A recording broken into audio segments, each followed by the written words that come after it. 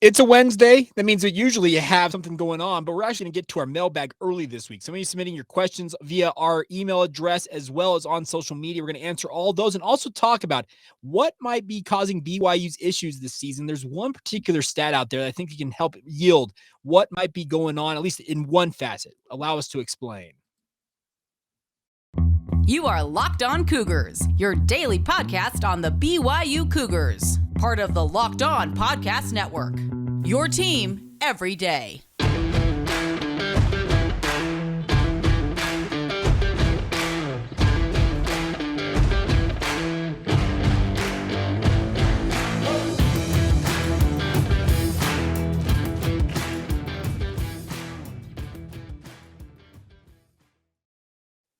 What is up, everybody? I'm Jake Hatch, your host here on Locked On Cougars, your resident BYU insider. Apologies if my voice sounds a little bit off today.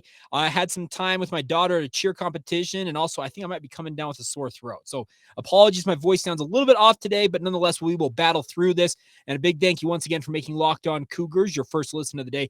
Always appreciate you guys checking out the show. Our title sponsor on today's show is our friends over at LinkedIn. LinkedIn Jobs helping you find the qualified candidates that you want to talk to faster. Post your job for free at linkedin.com/lockedoncollege. That's linkedin.com/lockedoncollege to post your job for free right now. Terms and conditions apply.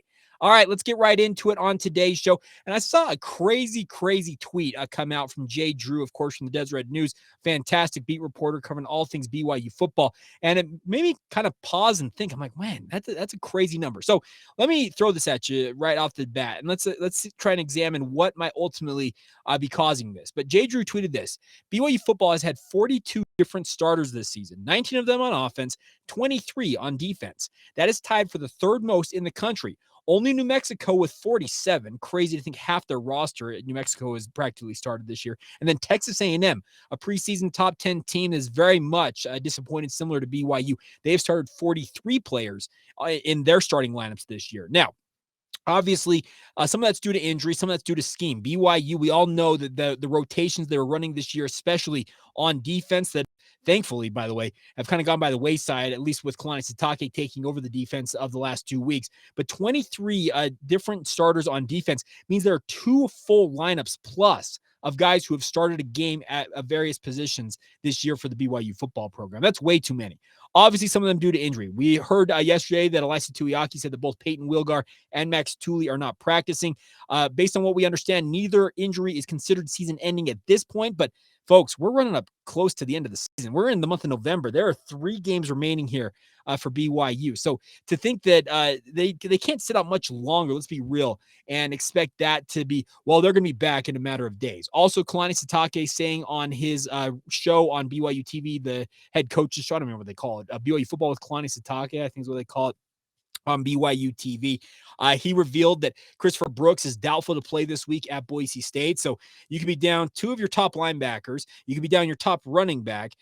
BYU walking mash unit right now. They needed a bye week 3 weeks ago. And unfortunately, the bye week does not come until next week. It's crazy to think 10 straight weeks of football anybody thought was a good idea. And let me also clarify, I don't think that Tom Homo and anybody who has anything to do with scheduling for BYU football had any intention of making the schedule this way. If they did, it's completely wrong, and they should absolutely answer for that. But I don't think they had the intention of that. But getting back to the original point, when you have 42 different guys starting a game for your football program, that's crazy to think about. Half, and that's about half, 42 and a half would be half of the 85-man scholarship limit. 42 of your guys inside the BYU football program have started at least a game this year. It's crazy to me.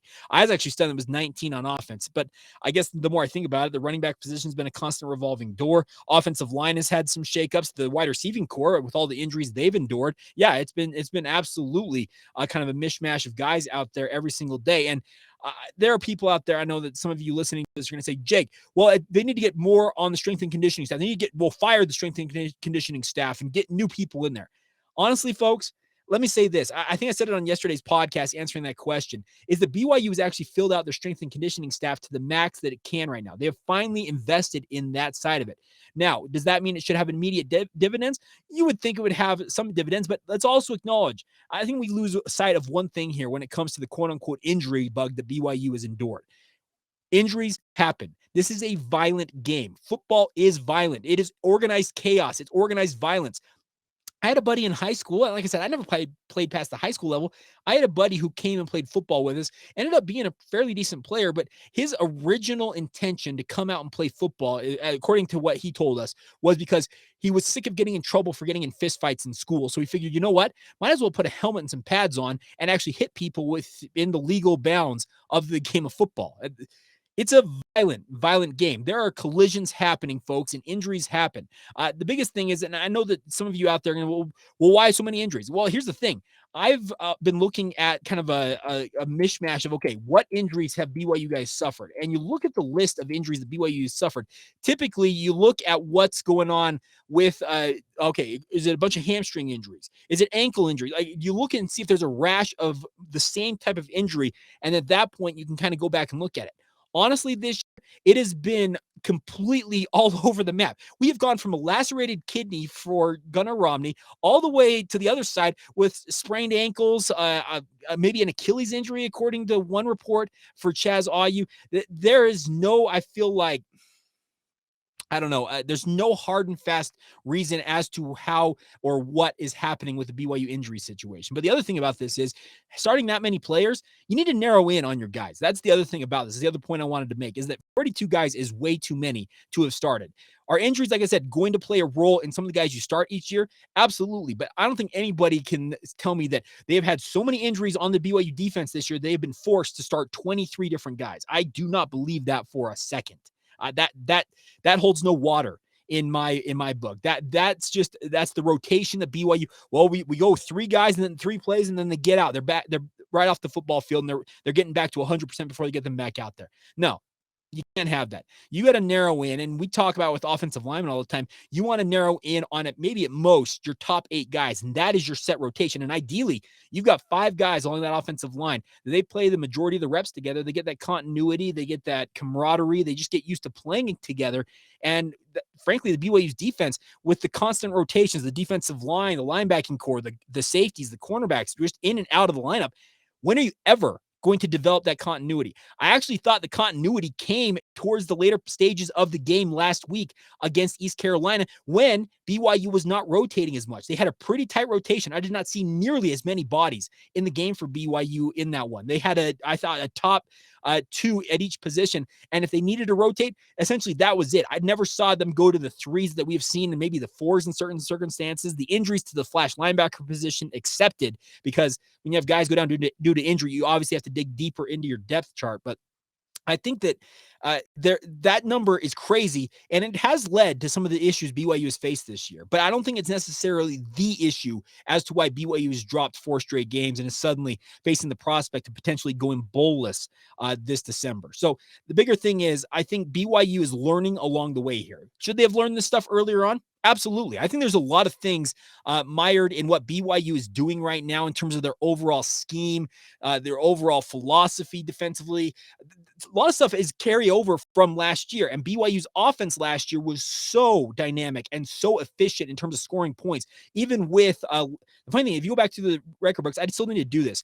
I think if you go back to the game logs for BYU, even going back to the 2021 season, BYU's offense has been so efficient at scoring points. They have actually scored more points, I guess, relative to the amount of possessions they have had in the past 2 or 3 seasons versus what's going on this year. There have been multiple games. We have all seen it with our own eyes where opposing teams have dominated the time of possession, have dominated the possessions, have outsnapped BYU in offense by nearly 2-1 in terms of overall plays.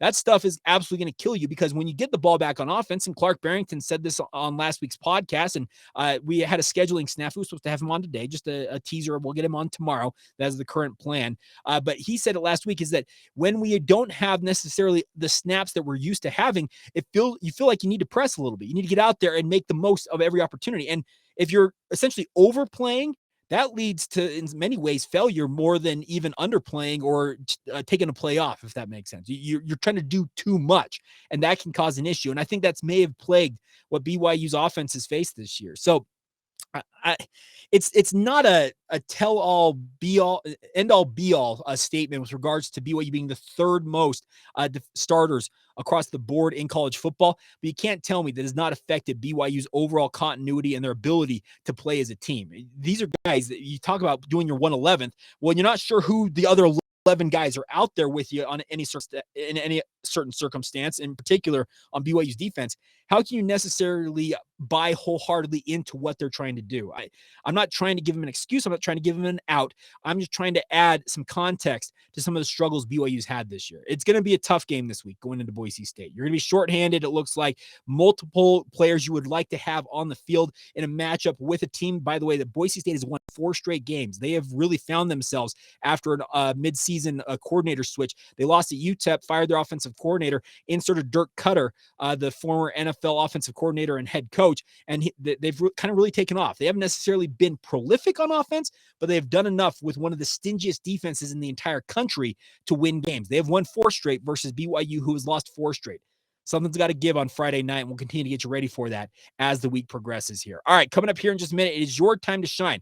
Usually we do the mailbag on Thursday, but with Clark Barrington joining us on Thursday, moving the mailbag up a day. We'll get to some of your questions, some of you submitted via email, a couple sent in via social media. We'll get to all those here momentarily. First, though, a word on our friends over at LinkedIn. I absolutely love this company because LinkedIn, they've been a huge sponsor of ours all football season long. These days, every new potential hire can feel like a high-stakes wager for your small business. You want to be 100% certain that you have access to the best qualified candidates available, and that's why you have to check out LinkedIn Jobs.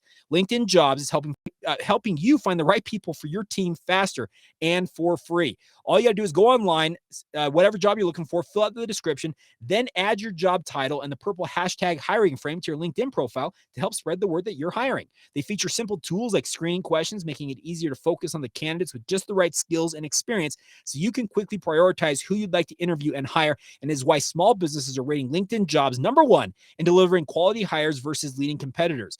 LinkedIn Jobs helps you find the qualified candidates you want to talk to faster. Post your job for free at linkedin.com/lockedoncollege. Once again, that's linkedin.com/lockedoncollege to post your job for free. Terms and conditions apply. Today's show is also brought to you by one of our great local sponsors, a new local sponsor, by the way. And I love this company because I do my banking with them. That's our friends over at UCCU. Yes, Utah Community Credit Union. They're offering a 15-month savings certificate with an incredibly high APY of 4.00%, my friends. Plus, you can jump up to an even higher rate of return anytime during the life of that certificate. As I mentioned, 15 months. The best part about this is it helps you save some money. So you can open these accounts for as little as $500. And then at one time, anytime during the life of your savings certificates, you can jump up your interest rates. If yields continue to grow, you get to take advantage of that. Think about this. It's a win-win. The best part is opening a UCCU savings certificate is super easy. You can do it online, over the phone, or just stop by any UCCU branch, and they're everywhere, my friends. You all know that. You've seen them around Utah County. But remember, this offer is only for a limited time, so take advantage of it now. If you have a savings account, they're just sitting a standard savings account on a savings account, you can get a UCCU savings certificate right now, and your savings can start working harder and earn you more. Visit uccu.com to learn more and get a savings certificate today. Also, the best part is UCCU, they're here to make it really easy on you guys. I can attest to this.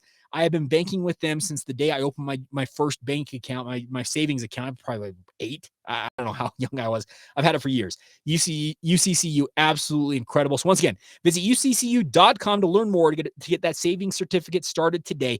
UCCU, love where you bank. All right, time now to answer your guys' questions on social media, but a quick reminder before we do that, though, to check out the Locked On Sports Today podcast. From the games that matter to the biggest stories in sports, go beyond the scoreboard and behind the scenes with the local experts and insights only Locked On can provide. Locked On Sports Today is available on this app, YouTube, or wherever you get your podcasts. All right, on to your questions now. Our good friend JT Lamoureux sent this in. He said, Jake, I got a question for your mailbag segment of the podcast. Whenever you do that this next week, he's actually sent this in earlier on in the week. It says the coaches keep talking about analytics book that they use in situations like when they go for it on 4th down and what plays to use in those situations. Why hasn't it been thrown out the window and burned yet? That's a great question, JT, especially considering this, as he notes.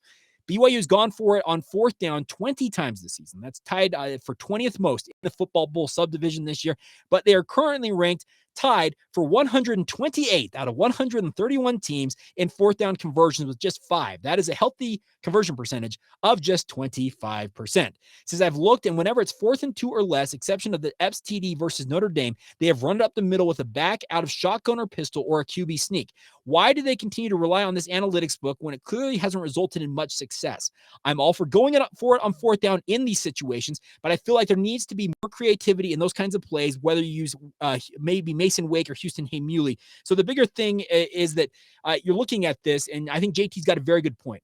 You're obviously very aggressive. BYU said they're tied for 20th. For crazy enough, that's actually a low ranking for me. 20 times they've gone for it on fourth down. And I trust JT when he does this because he actually has been a very, very thorough person when it comes to his thoughts on the matter when it comes to BYU football. So if he's gone back and looked at that, run the ball on 4th and 2 out of shotgun. And frankly, I said it on Saturday when BYU went for that first fourth down and handed off to Miles Davis on 4th and 2 from shotgun. What are you doing? Get under center. And the other thing about it is they went for that fourth down later in the game, and they actually maybe in a way overthought things because it was a rollout. ECU blitzed right into it. It was a really, really tough play for Jaron Hall to make. He tries to dump it over the top of an on-rushing defender. Mason Wake tries to kind of pluck it out of the air, ends up, it goes incomplete. In some ways, I feel like BYU has gotten away from some of their tried and true methods with regards to their thought process when it comes to fourth down. And I'm just saying that as an observer. I'm not saying I know anything on the inside with regards to this, but the numbers, as you mentioned, JT, they're not good. That 25% on fourth down, it's abysmal, and it has cost BYU in multiple circumstances this year.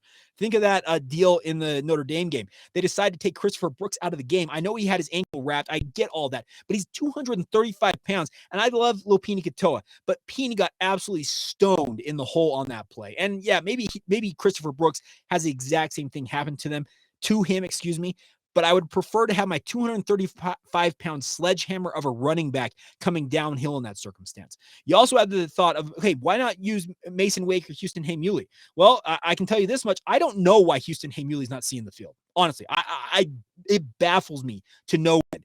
This was a guy who was a starting fullback for the Stanford Cardinal. He's played at the Power 5 level for multiple years. He is not a scrub. He's not a guy who sat on the bench out there in Palo Alto. He was a starting fullback for some fantastic running offenses. I know that later on in his career, it didn't necessarily be as prolific as it probably could or should have been.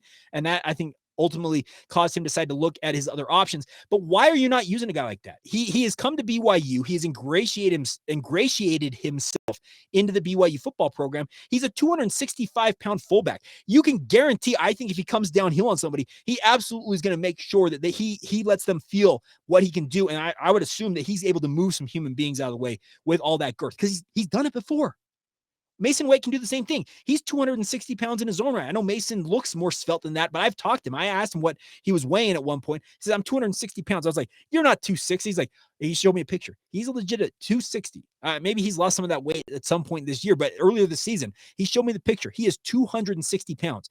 Why are you not taking advantage of that? I don't know. Frankly, I do not know the thought process for Aaron Roderick, Fesi Satake, and for that case, Ed Lamb, Kalani Satake, that brain trust that makes the decision on these analytics. But BYU is so good the past 2 years with regards to the analytics and going for it on fourth down. They actually were very efficient in 2020 and 2021.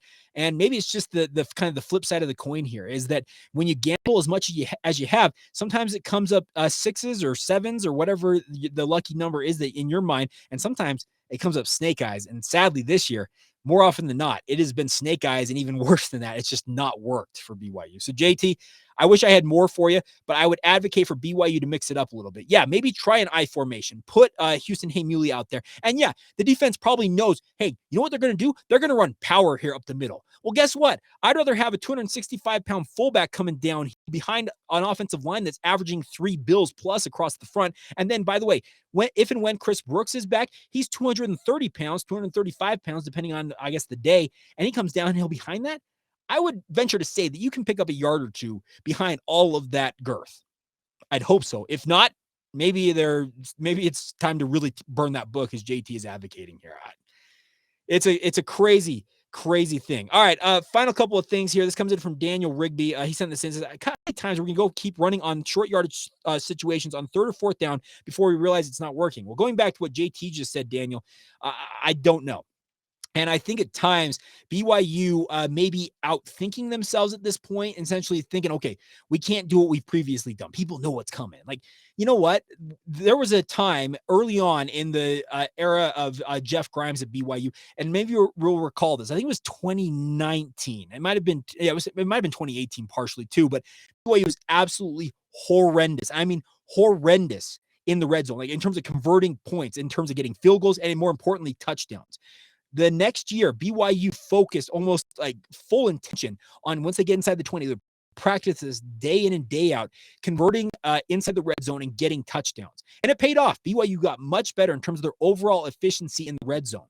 So maybe they need to just kind of get back to, you know what, let's go out there and run it down our defense's throat. But at the same time, so you're probably screaming, well, BYU's defense can't stop anybody. So how's that going to help it? You know what? You got to practice it. That's the biggest thing. Other things, Daniel Rigby saying, also, I feel like the impact of injury has been severely overstated this year. There are always injuries. None of our losses would I point to injuries as the reason. I am so tired of hearing about injuries. It's interesting, Daniel. I think I already kind of addressed that in the first part of today's podcast, but the injuries, yeah, I wouldn't point necessarily to injuries and say, that game's on injury. That game's on injury. Maybe some of you might point to Notre Dame thinking that maybe Jaron Hall, if he's not healthy, probably shouldn't have played in that game. But at this point, you have to look forward. It's in the rearview mirror. There's nothing you can do to go back and change the outcome of that game. I know that ifs and buts were candy and nuts, we'd all have a Merry Christmas. I get all of that, but maybe it's a little overstated, the injury concerns for BYU. Now, the final thing is here, and this is the most important one from Daniel here.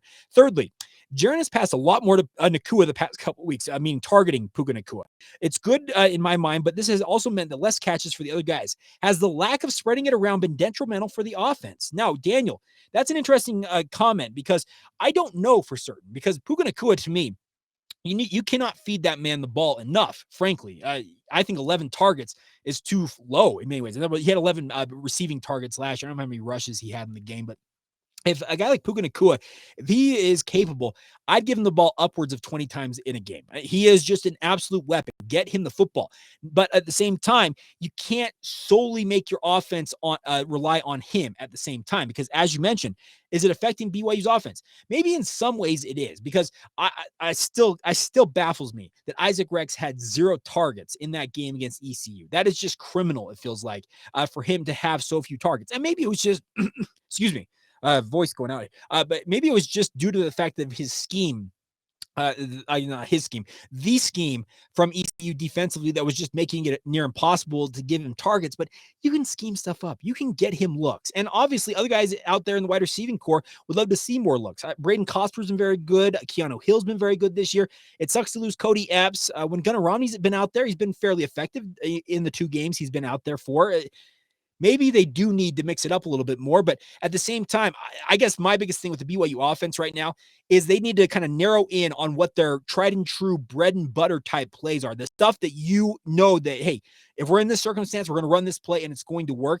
You got to have that confidence. That's the biggest thing, especially when it comes to all this stuff. And I've just realized I have the LinkedIn graphic up this whole time. Apologies for that. But nonetheless, I would encourage you guys to check out all of the different things that are going on with regards to BYU in terms of in-game adjustments. That's something to pay attention to and try and identify this. That's something that as you watch more and more football, you start to really kind of narrow in, okay, what's BYU doing here? And what is the idea of this? And in certain circumstances, trust me, I've watched enough football over the years and I've rewatched enough of these BYU games with my film review Mondays and all that stuff. And I've watched them in the offseason too, that I feel like in some ways, there are certain circumstances BYU gets in. I'm talking like a 3rd and 5 scenario. And I'm like, all right, look at kind of where they're on the field. And I'm like, watch a short pass or watch a hitch route. Like you will start to pick up on what BYU's quote unquote, steak and potatoes type plays are, like their go-tos. The biggest thing is this year, how many go-tos have you seen really BYU narrow in on? I feel like at times they've kind of been scrambling a bit to find some of that. And maybe that's a symptom just of the fact that BYU is trying to find anything at this point to get things going. It was good to see them get going on offense last week against ECU. That was a fantastic thing to see that offense finally get untracked a little bit. But Still need more. You got to win football games, and we'll see what happens against Boise State. And crazier things have happened. I actually saw this from Greg Bell. The last 2 times BYU's played on the blue turf, they have scored a grand total of 100 points, 51 points in a beatdown of Boise State in that COVID year. And then previous to that, playing up on the blue turf, it was the Zach Wilson perfect passing game in the famous Idaho Potato Bowl in 2018. So they've had some good success in their last couple of trips to the blue turf. Might that continue this week? You'll have to tune in and find out on Saturday evening. All right, coming up here in just a minute, it is BYU exhibition opener number 1 for BYU men's basketball. What to make of the matchup tonight inside the Marriott Center. We'll get to that in just a minute. First, though, a word on our friends over at BetOnline. BetOnline is your number 1 source for all of your betting, football, and the start of the new basketball season. The best part is that you can find all the latest player developments, team matchups, news, podcasts, and in-depth analysis on every game now at BetOnline. And as always, it remains your continued source for all of your sports wagering information with live betting and up-to-the-minute scores for every sport out there. It is the fastest and easiest way to check in on all of your favorite games and events, including Major League Baseball with the World Series ongoing, Go Phillies, MMA, boxing, and golf. Excuse me. Head to the website today or use your mobile device to learn more. That's BetOnline. Wow, where the game starts. Thank you once again for making Locked On Cougars your first listen of the day. Always appreciate you guys checking out the show. It is so much fun to hear from you guys talking about what you guys are grateful for. I asked for that on yesterday's podcast, and there were some really good things going on out there. And guys like DF Ost, I said this, I'm grateful for the courage of the BYU football team's courage to endure so many trials and tribulations as a shining example in helping others to get through our life challenges. I'm also grateful for the opportunity to contribute my faith and players to strengthen the BYU football program, hopefully in wins in the remainder of the season. I am grateful for the opportunity to pour out my soul for all those who are suffering in the world, that the grace of God may find its way into their healing and relief. So DF Ost, I appreciate that. He sent that in on social media. Now, he also talks about some of the other things he'd like to see BYU invest in, going back to our question on Monday. So I think the biggest thing is, I guess my question today for you guys is, when it comes to BYU, as we get in here in the month of November, what is your prediction for BYU's record? Are you predicting them to go bowling? Are you predicting them to go perfect in the month of November? Pull a 2014 where they lost all the games in the month of October and then made a run through December with a perfect record. I think they went lost 4 games in 2014 in October, went 4-0 to finish out that season. Could be a similar thing here. Only 3 games in the month of November, though. So what's your prediction for BYU's record? Love to hear from you guys. Send those in on your comments below on YouTube, or send them in via social media. Always appreciate you guys sending in your comments. Idaho Cougar fan says, I'm grateful to watch BYU football on TV every week. Even though I miss being close to Provo, I miss going to all home games. So Idaho Cougar fan, thank you for weighing in on that. It's fun to hear from you guys. Luke Skywalker, thank you for doing this. We have a lot to be grateful for. I agree. We do have a lot to be grateful for. So Marty Nabhan, Nabhan, I hope I'm pronouncing that correctly, Marty. Totally agree, brother. Gratitude all around. Frank Pinknamina. Oh man, I'm Frank. I apologize. I'm pretty good with Polynesian names, but I'm doing this on the spot. Pinknamina, I think the second says, grateful for Mo Bettas. Hey, there you go. I can back that up. That's the thing about this. So give me a prediction. What do you predict for BYU in their final stanza here of the 2022 football season? Do you predict them to go 2-1 and make it to a bowl game? Are you a sourpuss who thinks they lose out and go 4-8? That'd be 4-8. Do you predict them to go 5-7? Do you predict them to go 7-5? I'd love to hear from you guys. Let me know what you think BYU's record is going to be, and thank you for all of your interaction. It's a ton of fun to hear from you guys every single day. All right, final thing before we go here, BYU men's basketball is in action tonight. They'll be taking on Ottawa out of Arizona. They are an NAIA school.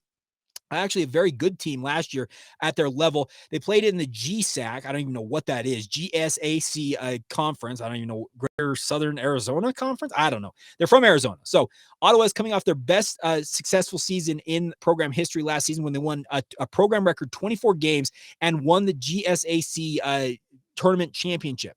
They're led by Matt Keeley, who is a 2-time NCCAA West Region Coach of the Year, who has led UOAZ to a record of 69-68 during his tenure in Surprise, Arizona.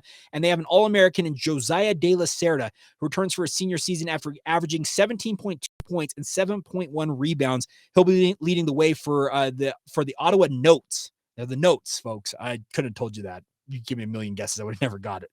So a big opportunity tonight. By the way, if you've not been in the Marriott Center yet, it's all blue seats. They have completely done away with the bleachers and that tan inside the arena. It's all blue seats. The capacity of the Marriott Center is now 17,978 after new chairs were installed in the upper level over the summer. So looking forward to this matchup. Tonight, 7 o'clock will be the tip-off between the Notes and the Cougars. I think BYU should roll in this one, but hey, it's a first opportunity to really see BYU play against another team as they get ready for the upcoming season. By the way, the season tips off Monday night, Idaho State, with Colby Lee, the former BYU big man, making his return to the Marriott Center. Looking forward to that one on Monday night. So that's going to do it for us here on the podcast. A big thank you once again for your support as always. Apologies for the cracks in my voice today. Hoping that it'll hold out throughout the rest of the week. We'll have you covered all week long as we get ready for Boise State coming up on Saturday evening. As I mentioned, Clark Barrington has been rescheduled.